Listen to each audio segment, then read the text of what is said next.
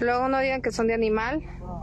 Ahí están los molares, colmillos. El presidente electo estadounidense, Donald Trump, afirmó que México es controlado por los cárteles de las sustancias ilegales, aquellos que quitan vidas y hacen sufrir con tanta hazaña y terror, y aparte que tienen el control total del territorio mexicano. Ahora, los narcos son considerados grupos que ocasionan terror y con esta nueva definición serán tratados como tal. Luego de esta declaración de guerra contra el narcotráfico, comenzaron a salir a la luz los crímenes más atroces por parte de estos líderes del narco, entre ellos un campo de exterminio. Y no estamos hablando de campos de concentración de Alemania, pero eso sí podría compararse con uno de los peores horrores de la historia de la humanidad. Y estamos hablando de un lugar mucho más cerca, y está en México, en este bello país, ubicado en el estado de Jalisco. Pero, ¿qué hallaron en estos campos de exterminio? Pues siéntate, porque este video es muy fuerte. Yo creo que de los peores que he hecho. La defensa argumentó que Oseguera entró al cártel a los 14 años y solo seguía órdenes de su padre el Mencho, por lo que no tuvo más opciones. El mismo día que Estados Unidos sentenció al Menchito, hijo de este líder criminal, a cadena perpetua por crímenes, entre ellos por ordenar el fin de más de 100 personas, se dio a conocer la existencia de una narcofosa llamado el Rancho Izaguirre, ubicado en el municipio de Teuchitlán, en Jalisco, ahora también conocido en redes como Rancho de Exterminio. Teuchitlán está ubicado en la región Valles del estado de Jalisco, en México, a unos 60 kilómetros de Guadalajara. La localidad es conocida por su riqueza cultural, histórica y natural, con una población aproximada de 9,000 habitantes. Uno de los principales atractivos es la zona arqueológica de los Huachimontones. Este lugar es famoso por sus estructuras circulares únicas, conocidas como círculos de piedra o, como te digo, huachimontones, que vienen siendo básicamente pirámides de base circular con plataformas concéntricas, algo poco común en la arquitectura mesoamericana. Este sitio ha sido declarado Patrimonio Cultural de la Humanidad por la UNESCO en el año 2006. Sin embargo, nadie sabía que entre los kilómetros y kilómetros de belleza natural se hallaba un lugar verdaderamente terrorífico, lleno de muerte y horror. Está grandísimo el lugar, grandísimo el lugar. Miren. Grandísimo lugar. Dentro del campo se hallaron 3 hornos. Ahí estos monstruos habrían cremado a las personas y toda evidencia de lo que habían hecho. Huesos calcinados, ropa, mochilas, maletas, todo lo que alguna vez fue de estas personas, en su mayoría inocentes, en su totalidad hechas cenizas. Bueno, como ven, es un crematorio, segundo crematorio, tercero crematorio. Miren.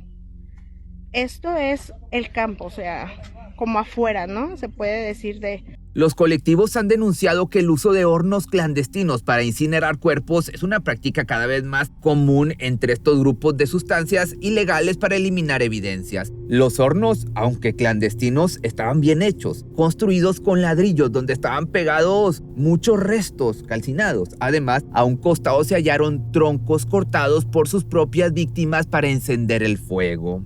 En este cementerio del terror se hallaron la exorbitante cantidad de 400 pares de zapatos, revelando la persistente crisis de desapariciones en este país y la lucha de las familias por encontrar a sus seres queridos. Pero, ¿cómo es que recién ahora dieron con este campo de exterminio? Te estarás preguntando. Pues bueno, porque en septiembre del año 2024, el rancho fue confiscado por las autoridades de la Guardia Nacional. En este operativo detuvieron a 10 personas, liberaron a 2 privados de la libertad, confiscaron vehículos, armas, chalecos antibalas, cargadores y sustancias. Con este hallazgo, las autoridades incautaron el rancho. No obstante, luego de terminar el operativo, se retiraron sin dejar a ningún oficial a cargo de vigilar que los delincuentes no regresaran a este sitio. Como era de esperarse, pues obviamente regresaron y continuaron con su terrible exterminio. Pues dimos porque teníamos varias llamadas anónimas, incluso familiares que nos acompañaron, donde posiblemente pudiera haber estado su hijo. Fue así que el colectivo Guerreros Buscadoras de Jalisco, integrado por familiares de personas desaparecidas y acompañados por otros grupos como Madres Buscadoras de Jalisco, recibieron una llamada anónima de que en ese rancho habrían sido desvividas muchísimas personas y que todavía estaba activo, a pesar de que supuestamente había sido confiscado por las autoridades. Para venir para acá, la verdad, fue económicamente fuerte, pues. Y pues todos, cada búsqueda pues sale de nuestro bolsillo. El 5 de marzo del año 2025, en compañía de al menos una decena de elementos de la Guardia Nacional y 3 patrullas, y sin miedo a las consecuencias, las madres, padres y familiares de desaparecidos entraron al campo de exterminio con la esperanza de hallar a sus desaparecidos. Al principio, el olor era insoportable, te lo puedes imaginar, como a muerte, lo que dificultó las labores de los activistas. Sin embargo, esto no fue impedimento para que lograran documentar evidencias en video antes de que el sitio fuera nuevamente asegurado por las autoridades. Ahí se toparon con el horror que la policía parecía ignorar. Aquí, según la persona que nos dio la información, aquí dormían en este lugar. Aquí dormían en el suelo. Las evidencias eran desgarradoras. Durante la exploración encontraron hornos clandestinos, restos calcinados y una serie de objetos personales que incluían ropa, zapatos y libretas con listas de nombres que sumaban alrededor de 200 registros. Uno de los hallazgos que más indignaron a la población fueron estas libretas que contenían listas de los reclutados pero con apodos. Los miembros del colectivo creían que los integrantes de la organización asignaban un sobrenombre a las víctimas por si, en caso de ser localizados por las autoridades, no pudieran develar la verdadera identidad de las personas.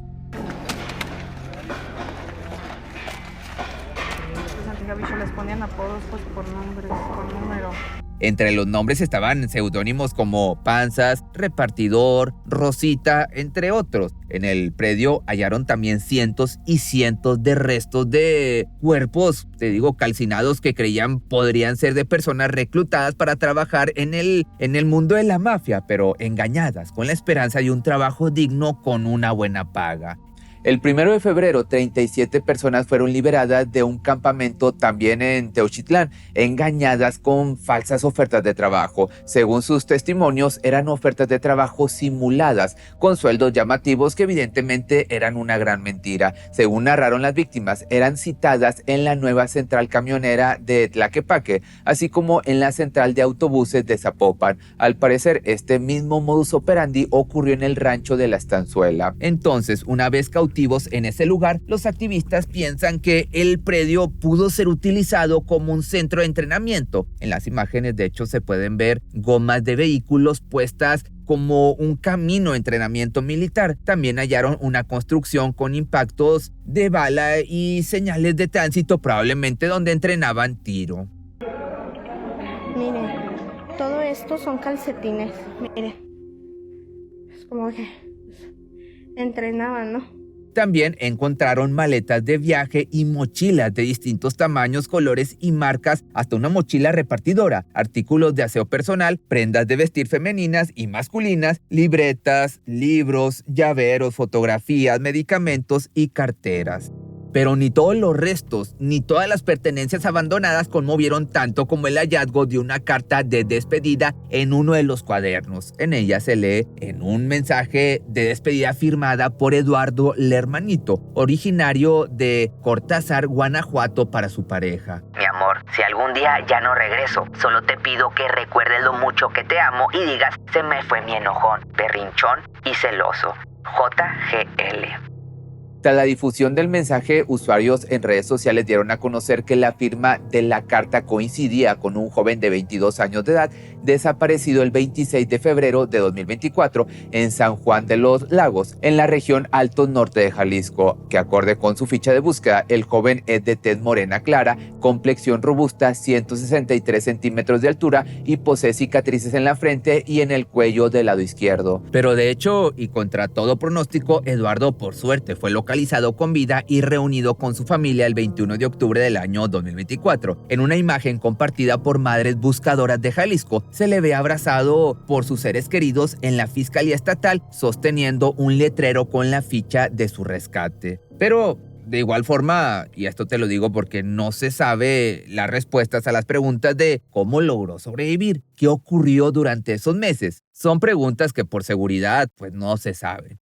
De igual forma, otro de los objetos localizados que llamaron la atención fue una Biblia, en cuyo interior se hallaron 3 fotografías escolares de un menor de edad. El encuadernado no contenía ninguna firma o alguna pista como la carta, por lo que se desconoce a quién pertenecía, aunque se espera que alguien reconozca al niño de las fotos. Y no nomás nosotros, son miles de familias las que están en nuestra misma situación. El colectivo subió a las redes sociales las evidencias encontradas por si algún familiar reconocía alguna de estas. Entre las tantas evidencias encontradas, había identificaciones de personas con domicilios en Jalisco o Guanajuato que no habían llegado a quemarse. Esta evidencia encontrada en el rancho de Teuchitlán podría ser la esperanza para alguna familia que ha estado esperando meses e incluso hasta años alguna pista del paradero de sus desaparecidos. Y a través de redes sociales, los usuarios que buscaban a familiares desaparecidos comenzaron a realizar preguntas sobre los objetos localizados, con el temor de encontrar alguna pista sobre sus seres queridos, probablemente ya desvividos por estas organizaciones. De hecho, uno de los comentarios fue: mi hermana desapareció junto con mi hermano hace 5 años. Ella solía traer un reloj parecido. Mi pregunta es si los cuerpos tenían muchos años o cómo saber. Otro caso que se viralizó rápidamente fue la identificación del nombre Carol en una de las listas de apodos. Al parecer podría ser una joven con dicho nombre que desapareció el 10 de enero del año 2025. En su ficha de búsqueda aparece como Carol Natalia Sánchez Millán o Millán. Al ver la transmisión en vivo de Facebook que hizo el colectivo Guerreros Buscadores de Jalisco, un joven sobreviviente del reclutamiento forzado pudo reconocer el sitio como el lugar donde había padecido castigos, hambre y presenciado muchas personas desvividas. Ay, no, me recuerdo y me da tristeza e impotencia porque ahí quedaban las ilusiones de estos jóvenes, claro, que aunque quizá hubieran ido con su propia voluntad, pensaban que era diferente. Manuel, nombre obviamente ficticio para proteger su identidad, nunca supo a dónde se lo habían llevado luego de que respondió a una oferta de trabajo en la nueva central camionera. Ahora sabe que un tiempo estuvo en el rancho Izaguirre. El joven explicó que este predio era el lugar donde se encontraba a los recién reclutados. Ahí vivían durante el primer mes de cautiverio y pasaban sus pruebas de iniciación. Manuel relató de hecho que eran cientos de muchachos que estuvieron con él ese primer mes. Para dormir los hacinaban en la construcción más grande que estaba en la parte delantera del terreno, y como era tal la cantidad de muchachos, tenían que dormir de cucharita uno encima de otro. Dice, dormíamos en el piso, no era suelo, una lona, y como cucharita, éramos más de 200. Como cucharita nos ponían como taquitos y una cobija como para días, y volada en la mañana, a veces que nos aventaban hasta cubetas de agua para levantarnos. Respecto a los montones de ropa y zapatos que se han encontrado, comentó que pertenecían a los jóvenes que llegaban al campamento de adiestramiento. Supuestamente los conservaban para que los usaran los que iban llegando. Además, sobre la gran cantidad de ropa de mujer, Manuel aseguró que son muchas las jovencitas que responden a las mismas ofertas de empleo y que en el campamento tenían incluso una sección separada donde ellas se podían bañar. Ahí se les seleccionaba para posteriormente mandarlos a las distintas plazas, por lo que era el primer campo de adiestramiento al que se enfrentaban. El testigo también confirmó la presencia de hornos crematorios clandestinos, donde eran eliminados los cuerpos de los jóvenes que iban perdiendo la vida, no solo a causa del duro entrenamiento al que eran sometidos, sino también víctimas del hambre, el sol, el estrés y los castigos corporales. Muchos no aguantaban el adiestramiento, uno simplemente por quejarse lo mataban, otro porque ya de plano, no aguantaba y caía y moría. Manuel explicó que antes de cremar los cuerpos eran hechos en parte dentro de una de las construcciones de techo rojo que estaba al fondo del predio, del lado derecho, y luego los fragmentos eran echados dentro de pozos que todo el tiempo estaban cavando, que cavar pozos y cortar leña eran parte de sus obligaciones diarias. Además, indicó que los hornos descubiertos por el colectivo son los más antiguos, dado que en el fondo del terreno había más recientes y que todo el predio tenía fosas con restos hechos carbón. En una de las paredes del predio se podía ver un altar también a la Santa Muerte, que llamó mucho la atención durante la transmisión en vivo. El joven afirmó que fue hecho por los mismos jóvenes reclutados, a quienes sus captores permitían colocar imágenes para rezarles. Los hacían pelear entre ellos para ver quién tenía más fuerza, que el instructor a veces llegaba muy tomado y empezaba a hacer cosas que parecía el mismo demonio. También la víctima relató que una vez los jefes escucharon a 2 cautivos decirse groserías y los pusieron a pelear porque no era permitido pelear ni decir malas palabras. Les dijeron que pelearan hasta que cayera uno sin vida. Al que ganó también lo terminaron desviviendo. El fiscal de Jalisco confirmó cómo se creía que el rancho estaba asegurado por las autoridades desde septiembre del año pasado. Sin embargo, no habían encontrado ninguna de estas evidencias, ni los hornos, ni las paredes llenas de orificios, ni los cientos de zapatos, entre otras evidencias claras. Su excusa, pues agárrate, ahí te va, porque la propiedad era muy grande, que la búsqueda solo se había hecho en ciertas partes, lo cual te das cuenta que les vale más. Se encontraron algunos restos, sin embargo, bueno, pues no se pudo procesar todo el rancho porque son bastantes hectáreas. Ante la explicación estúpida de las autoridades de que el rancho Izaguirre había sido cateado hacía unos meses, pero en esa ocasión no se reportaron hallazgos significativos, generó cuestionamientos por parte de los colectivos, quienes señalaron que los restos y objetos encontrados no eran recientes, evidenciando una posible falta de exhaustividad en las investigaciones previas. Ellos no vieron absolutamente nada. No vieron tampoco en el terreno la disparidad de y no hicieron una búsqueda como el que sí hicieron el miércoles. El 6 de marzo del año 2025, tras la difusión de los videos e imágenes por parte de los colectivos que se hicieron rápidamente virales y generaron indignación en todo el país y yo creo que en todo el mundo, la Vicefiscalía en Personas Desaparecidas de Jalisco tomó el control del predio. Esta vez, las autoridades acordonaron el sitio y lo pusieron bajo resguardo para iniciar una investigación oficial. Hasta el momento no han proporcionado un reporte detallado sobre el número exacto de restos ni confirmado las estimaciones del colectivo. Sí, que ahorita están recabando todas las prendas y pues haciendo su trabajo y en unos días más, a lo mejor una semana más, ya podemos acudir a la Fiscalía de Tequila, que es a la que correspondemos. Lo que resta preguntarse es, ¿qué cártel tenía el poder de esta zona? Pues bueno, esta región se encuentra bajo el poder de varios grupos criminales, entre ellos el cártel Jalisco Nueva Generación, al que muchos señalan como uno de los principales actores en la ola de violencia y desapariciones en el estado. Desde su creación ha sido imparable. Tan es así que ya se ha convertido en el cártel de mayor expansión en nuestro país.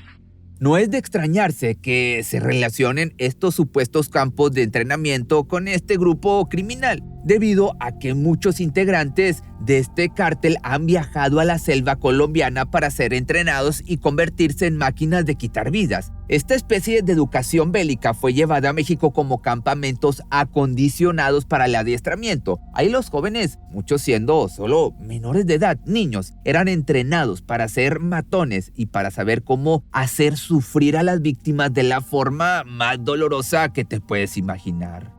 Nacido a principios de la década pasada, este grupo criminal es uno de los cárteles más poderosos o el más poderoso actualmente en México, controlando gran parte de las actividades criminales en el Bajío mexicano, siendo responsable de la distribución de el oro blanco, otras sustancias ilegales como estas pastillas que últimamente han sido muy cuestionadas en los 50 estados de Estados Unidos, vaya la redundancia.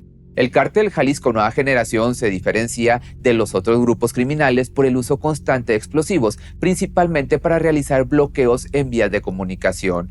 La organización, con sede, como lo dice su nombre, en Jalisco, también ha protagonizado intensos encuentros violentos con autoridades mexicanas, haciendo uso de armas de largo alcance, drones explosivos y pues cosas exclusivas del ejército. Al grito de pura gente del señor Mencho, los sicarios montados en estos vehículos blindados, ahí ve, lucen fusiles, lanzagranadas, un sofisticado equipamiento militar. Además, existen un sinfín de videos difundidos a través de redes sociales en los que se muestra cómo le quitan la vida a sus enemigos para infundir terror. De hecho, en el pasado este grupo ha cometido toda una serie de masacres de policías cuyas imágenes circulan a través de redes sociales y que no te puedo dejar aquí. Una constante en los videos es que despojan a las víctimas de sus prendas de vestir y las exponen sin ropa, ya sea parcial o completamente. Y para posicionarse en el mundo de las sustancias ilegales, la organización recurrió a mensajes amenazantes a través de narcomantas, personas hechas en partes y barbaridades de este estilo hacia sus rivales, que luego son colocados como mensajes terroríficos de advertencia.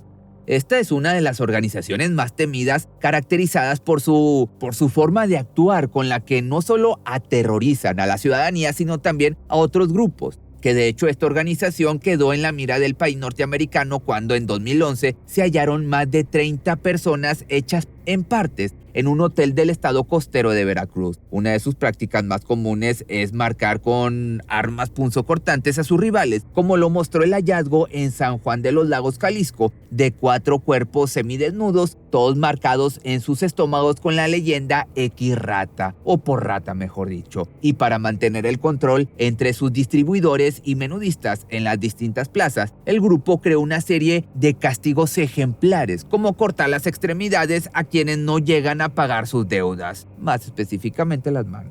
Este fue el caso de 5 jóvenes que aparecieron en el municipio de Tlajomulco de Zúñiga, en Jalisco, con los dedos índices separados. Las víctimas revelaron que los mantuvieron casi 6 días privados de la libertad en un lugar desconocido y ahí los tuvieron maniatados y con los ojos cubiertos mientras los hacían sufrir, y luego les quitaban los dedos, más específicamente el dedo índice, a cada uno de ellos. El 21 de junio del año 2017 fueron detenidos en la ciudad de Villahermosa, Tabasco, 2 integrantes de una célula de este grupo, hablando de otra cosa pero de lo mismo, como presuntos responsables de haberle quitado la vida a 5 personas, de los cuales 3 también fueron hechos en partes. Trascendió, o mejor dicho, le quitaron la parte superior al cuerpo. Te lo digo así para no entrar mucho en detalles y que no censuren, pero bueno, trascendió que 2 de los detenidos eran menores de edad y habían declarado ante las autoridades que tras ser reclutados por el grupo habían sido obligados a comer carne de persona. Según los testimonios de los jóvenes, la carne correspondía a un hombre que fue encontrado en la ranchería llamada El Cedro del municipio de Nacajuca, en el mismo estado y sin brazos, o mejor dicho, sin las extremidades. Los adolescentes de 16 y 17 años narraron que después de haber hecho sufrir a esta persona, a este hombre, lo hicieron en partes y guardaron en un refrigerador, en donde primero tomaban las extremidades, estas partes, y después el resto para transformarlas en aperitivos para alimentar a toda la organización. Por su grado de crueldad, el gobierno de Estados Unidos ha clasificado a esta organización como un grupo narcoterrorista. El cártel es encabezado por Nemesio, quien ha mostrado un salvajismo que es extremo incluso para los estándares de este mundo. Actualmente pertenece a la lista de los más buscados de la DEA, con una recompensa de hasta $15 millones. Under the orders I signed today, we will also be designating the cartels as foreign terrorist organizations. El 19 de febrero del año 2025, Estados Unidos designó como grupo de terror a 6 cárteles del narco en México, entre ellos de este grupo que te estoy hablando, y según Estados Unidos, los cárteles socavan al gobierno mexicano, a la soberanía mexicana, a la salud y el bienestar de su pueblo mexicano. Que de hecho en marzo miembros del cártel Jalisco fueron vinculados a proceso. Abraham, alias Don Rodo, hermano del líder, y 3 hombres más fueron vinculados por los delitos de portación de armas de fuego de uso exclusivo del ejército, posesión de cartuchos y delitos contra la salud. La defensa de estos criminales había solicitado su traslado al penal de Jalisco, sin embargo, pues la justicia rechazó el pedido, ya que era un riesgo para la región. De lograr liberarse, probablemente van a continuar con el reinado de terror y los centros clandestinos de reclutamiento. Pero bueno, por el momento los detenidos permanecen en el penal del Altiplano en el Estado de México. Está de más decirte, pero lo de Teuchitlán es totalmente aterrador. Sin embargo, no es la narcofosa más grande que ha sido encontrada, lamentablemente. Y esto te digo porque en el año 2017, en Colinas de Santa Fe, en Veracruz, se exhumaron más de 300 cuerpos y 5,000 fragmentos óseos. Esta es considerada la mayor fosa clandestina de México y América Latina hasta ahora. En Tlajomulco, Jalisco, se han encontrado 1,659 personas en múltiples fosas, con 544 cuerpos solo en 2020. No es solo un sitio, pero la escala supera lo visto en Teuchitlán. Así luce el que ya es considerado el cementerio clandestino más grande en México, donde han sido encontrados más de 250 cuerpos. Estos hallazgos han evidenciado la magnitud del problema de las desapariciones forzadas. Según datos históricos, desde el año 2006 se han descubierto miles de fosas clandestinas en el país, muchas de ellas vinculadas al narco, pero la falta de identificación de las víctimas y de avances en las investigaciones sigue siendo una deuda pendiente del Estado. Hasta el momento, el rancho Izaguirre permanece bajo custodia policial, mientras las familias y los colectivos aguardan respuesta. Este caso no solo pone de manifiesto la persistencia de la violencia en Jalisco, sino también la incansable labor de los buscadores o de las mamás buscadoras que, ante la inacción de las autoridades o la hueva, continúan arriesgándose física y económicamente, también emocionalmente, para encontrar a sus seres queridos, haciendo la labor que las autoridades deberían de hacer. Las familias aún esperan una respuesta, un indicio, una señal para poder encontrar a sus desaparecidos y darles un entierro digno. Pero a esta altura la pregunta no es solo cuál es la mayor fosa clandestina, sino cuántas más hay por descubrir, lamentablemente. Pero de todos queremos saber, ¿verdad? Lo que pasó y pues tener un poco de tranquilidad.